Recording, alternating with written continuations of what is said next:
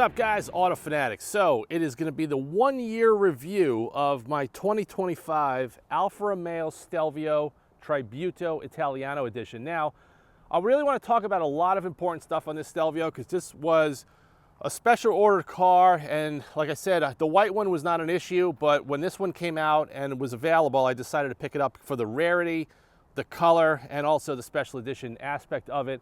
And I figured when I got this car, this was going to be the long-term keeper. But after owning it for a year, I'm having second thoughts. And I'm going to talk to you guys a lot about why I'm complaining about this vehicle versus my earlier Stelvios. So I've had 3 Stelvios. I've had 5 Giulia Quadrifolios. I have Alfa Romeo fans all over the world that watch the Auto Fanatic channel specifically for this content. And what I want to do in this video, this is very important. That's why I want to mention it up front before I get into all the details. I really want to hear from you guys. I want to hear from other owners of Alfa Romeo Stelvios in the United States, in Canada, in Europe, anywhere in the world. And specifically, I would love to talk to other owners that own the Stelvio Tributo Italiano edition, which has the 21-inch wheels. It has the active suspension. And there's also something going on with this car that I'm going to talk about further when we go for a little bit of a drive. I think there's something going on aerodynamically with this front bumper that it makes the car extremely unstable. So if you guys look at it, this is the Verde Fangio, same color as my Quadrifoglio. I think it looks awesome. We got the Italian flag on the side mirrors, and those are Volcano black, believe it or not. And it's got the nice 21-inch wheels. Now, regarding the 21-inch wheels, I didn't think this was gonna make a big difference with ride quality, but it makes a substantial degradation of the ride quality with the 21-inch wheels. Now, even though this car has the adaptive suspension, I was under the impression, I never drove one, I thought it was going to feel identical to a Stelvio Quadrifoglio. But for some reason, Alfa Romeo on the 2.0 Stelvios, they severely overspring and overdampen the suspensions. I don't know why. It doesn't make any sense to me, but the car is extremely harsh. Now, I also was concerned with the 21s if we were going to have issues with potholes and all, but not really. We still have a pretty tall sidewall. We have a 40 series sidewall. Another advantage of the 21s is wheel cleaning. So you guys know we have the Auto Fanatic car care, so cleaning the car is super important. You can kind of see, I mean, it's dead of winter right now, and I try to keep the car as best as possible. So with the 21s, you could use a open face wheel brush to get into the spokes, into the face, and you can actually get into the barrel. You can see that right there. So you have a lot more inner barrel clearance, which makes cleaning these wheels super easy.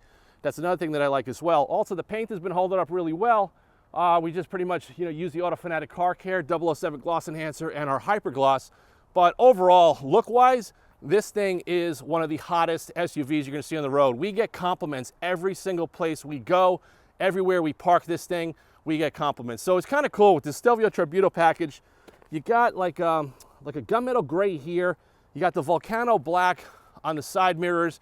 You got the gunmetal gray on the wheels. And then you also have like the Volcano black on the rear spoiler. And then down here, you got the different tips with the diffuser, okay? Overall, the interior has held up well. The one thing about Stelvios, like if you guys own them, is this lower plastic gets beat up really easily. I wish manufacturers, not just Alfa Romeo, they would make this a separate replaceable part where after this gets trashed, you could just pop it off and put a new one on. We got the all-weather mats, so the carpets are in perfect condition, the leather's in perfect condition. Have a little bit of wear on the driver's seat, but not much from getting in and out. The dashboard is nice. We got the double red French stitching going across, and we got this metal trim similar to my 2019 and the other ones that we've had on the channel. So you kind of see it there. So you can see here, it has like a red Alcantara perforation. It's pretty cool. FYI, if you eat New York City pretzels and get rock salt, they get inside these holes and you got to bang the seat to kind of vacuum it out. But other than that, the interior is great. It serves its purpose for what we need it for, lugging stuff around. This car gets loaded daily with boxes and equipment and car parts, and you can kind of see how well kept it is all the way into the jams, all the way through. The rims are perfect. There's no curbing. So far, in 1 year, we got about 14,000 miles. I have done 2 oil changes on the car. I have done 1 wheel alignment.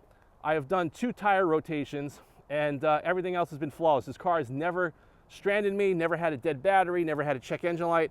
There's only 2 things that I would call electrical glitches that I'll talk about more when we go for a ride in the car. But as far as the complaints, we're going to talk about QC right now.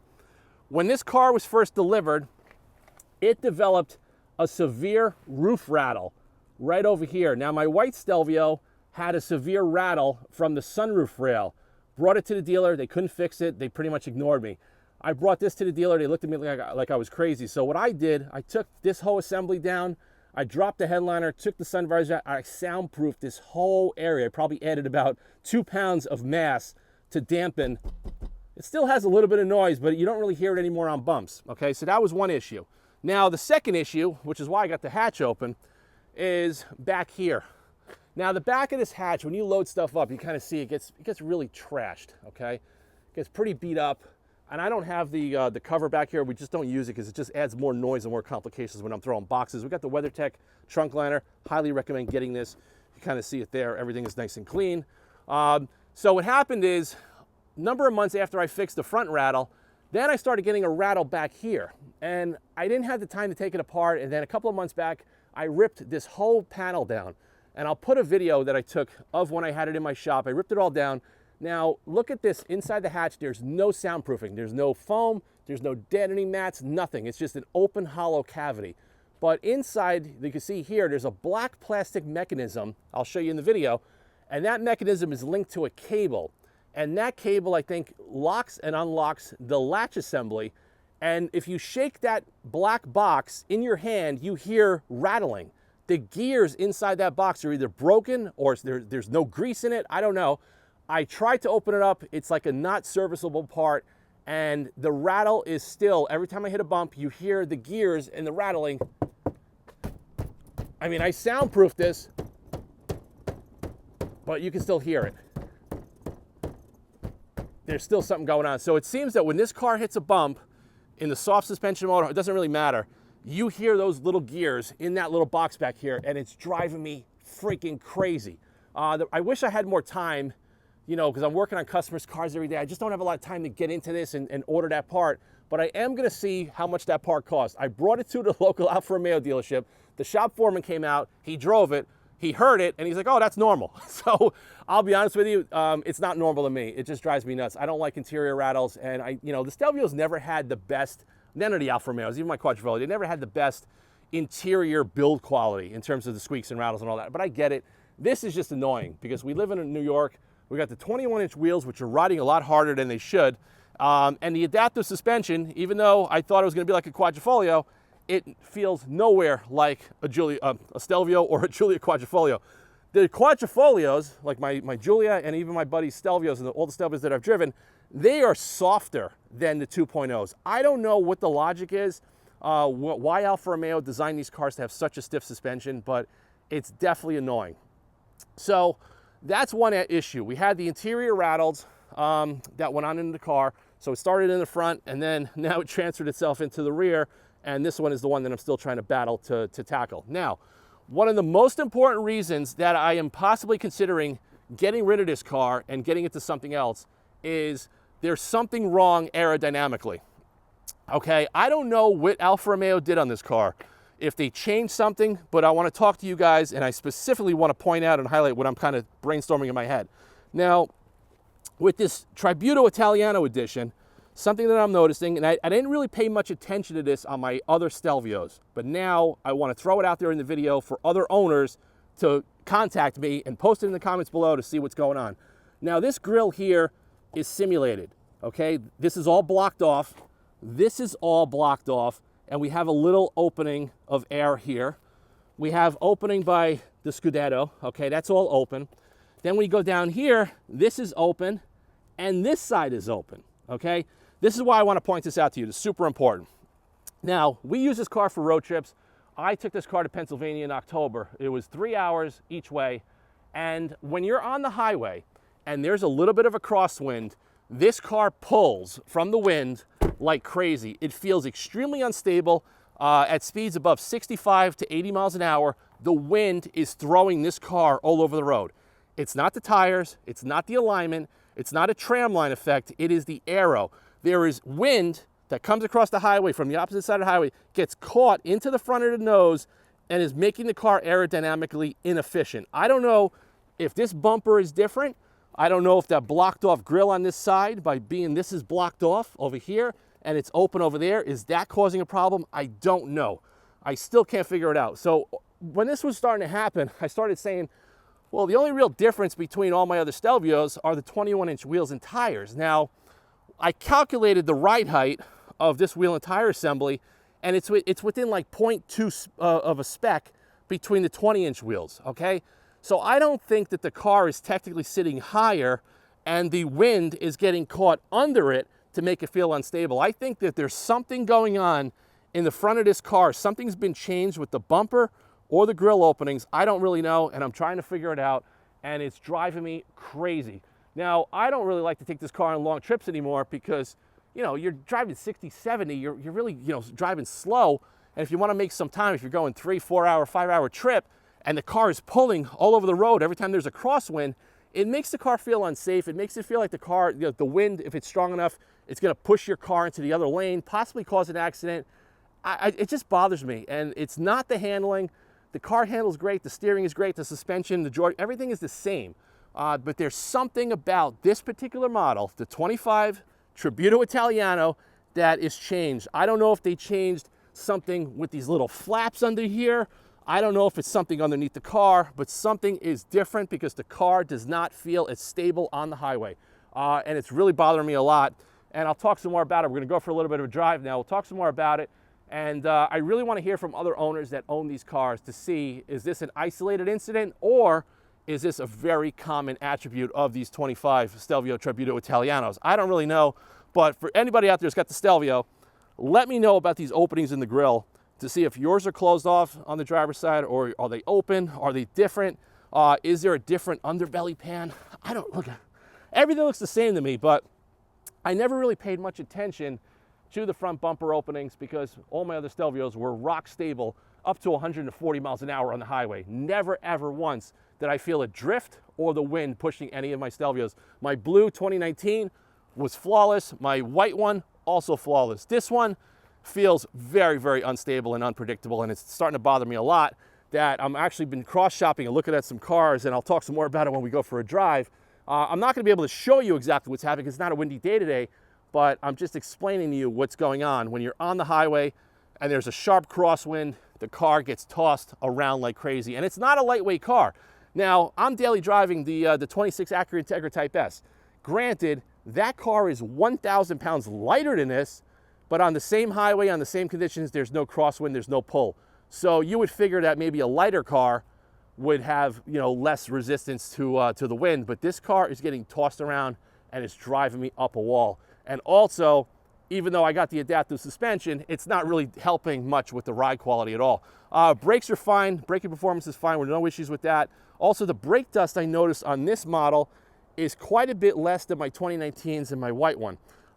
It's just maybe they did a different brake compound, or maybe they programmed the braking system differently for the heavier rotating mass of the wheels. I don't really know. The cross-contact Continental tires are mediocre. They're not my favorite, but then again, if I could do it all over again, I probably wouldn't have wasted time on the 21-inch wheels, even though aesthetically they look better. They just don't work well in the Northeast. So let's jump in the car. We'll go for a little bit of a drive. We'll talk some more about it. And most importantly, I want to hear from you guys. I want you guys to reach out to me through email, through the AutoFanatic website, or post in the comments below, because I really want to know what the hell is going on with this, you know, wind buffeting and pushing the car all over the highway. And also, if anybody has had that rattle in the rear tailgate, let me know if you actually solved it and fixed it. But I think I'm going to handle this on my own because the dealership is just going to stare at me and waste my time, and they're not going to replace it. So I'm going to see whatever this box costs. I'm going to rip this all apart maybe in the next month or two, and I'm going to replace it and hope to God that'll solve the problem. So let's go for a little bit of a drive. We'll talk some more about it. All right, guys, so we are in the Stelvio, the 2025 Stelvio. I've got about 14,000 miles so far, and I'll just go for a little bit of a road test, and I'll, you know, kind of emphasize what I was talking about in the earlier portions of this video. Now, as far as electronic, I could hear that rattle in the back. It is so annoying, especially like, you know, if I'm shooting videos or I want to have like the audio system off and I just want to like chill, it drives me nuts.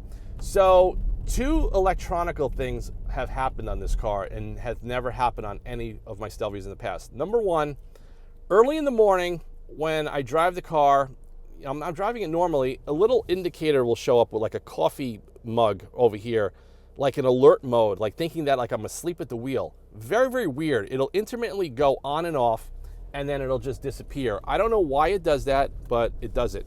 I keep the lane keep assist off because that type of option just drives me mad, because in New York, we have such bad roads, you have to drive like a video game around everything, otherwise you're gonna hit everything and end up on the side of the road with a flat tire.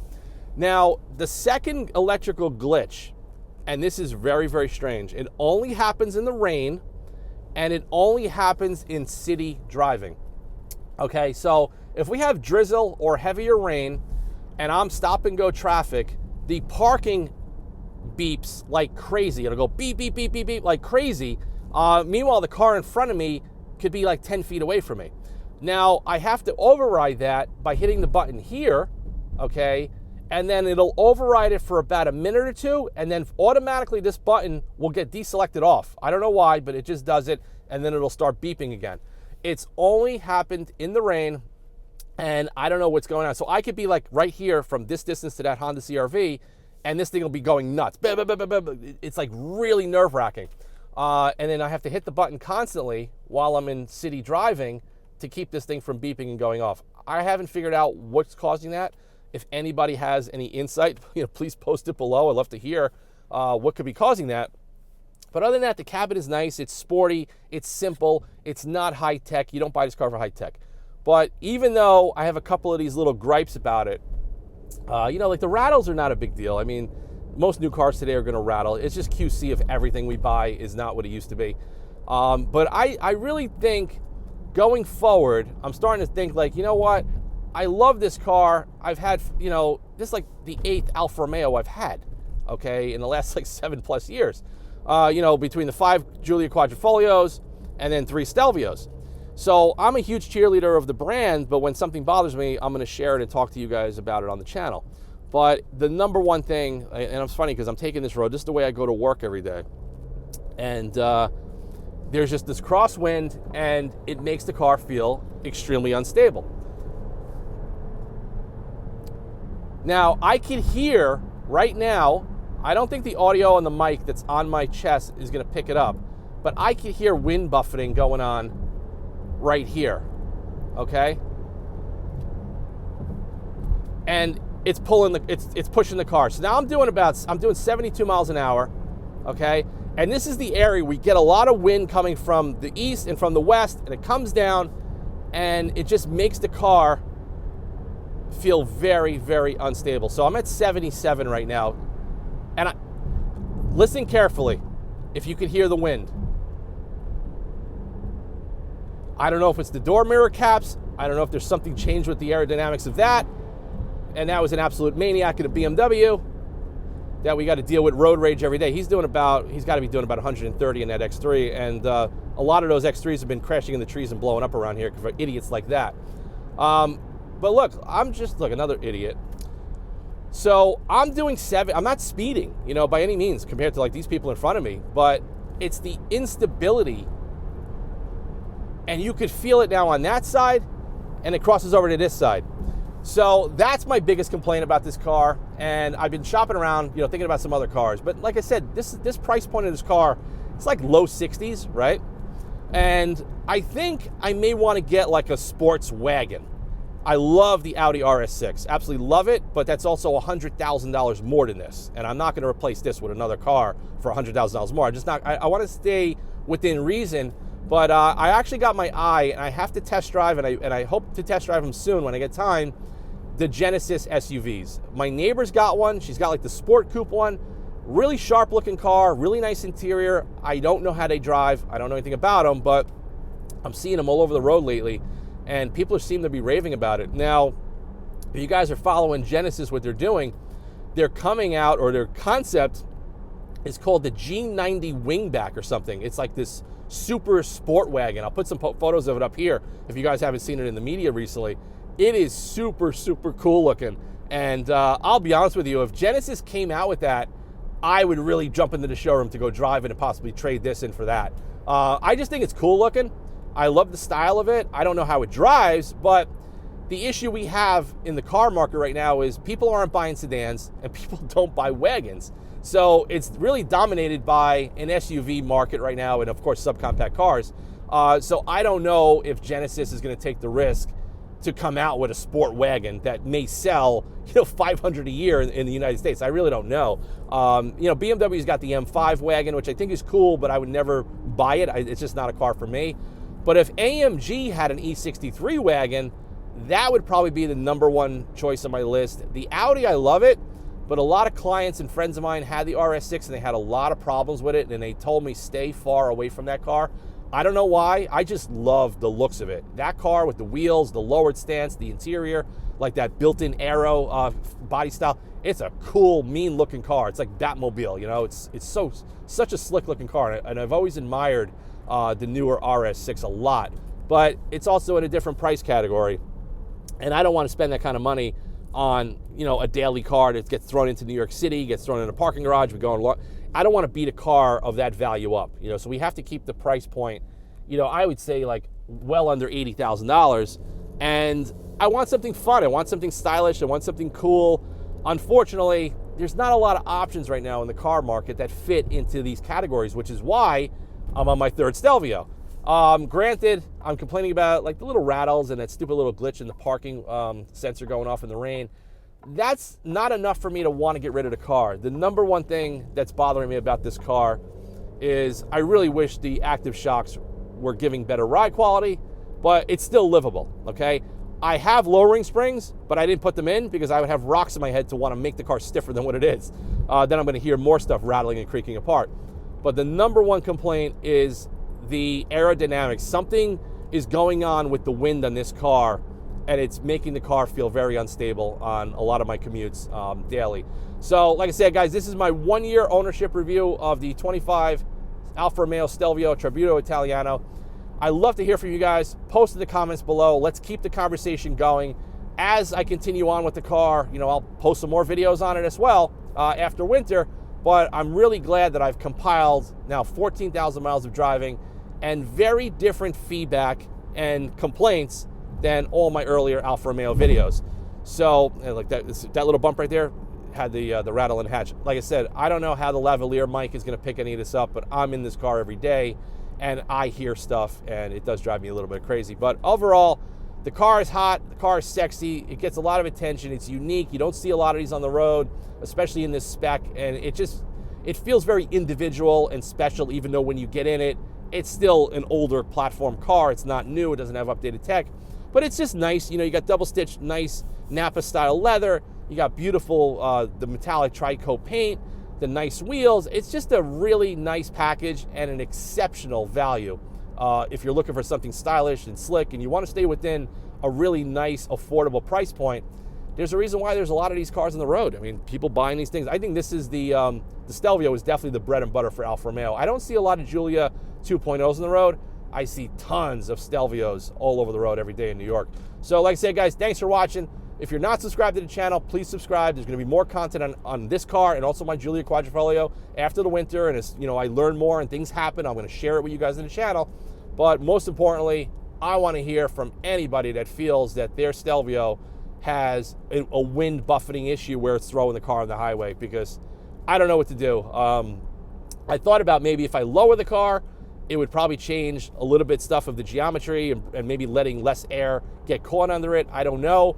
But I do think, because I already had the springs, I do think I may go down that road of doing a test, and I will share it with you guys, of lowering this Stelvio and seeing if it does help that aerodynamic instability that I'm facing. So thanks again for watching. I'll see you guys in the next one soon. Take care, guys.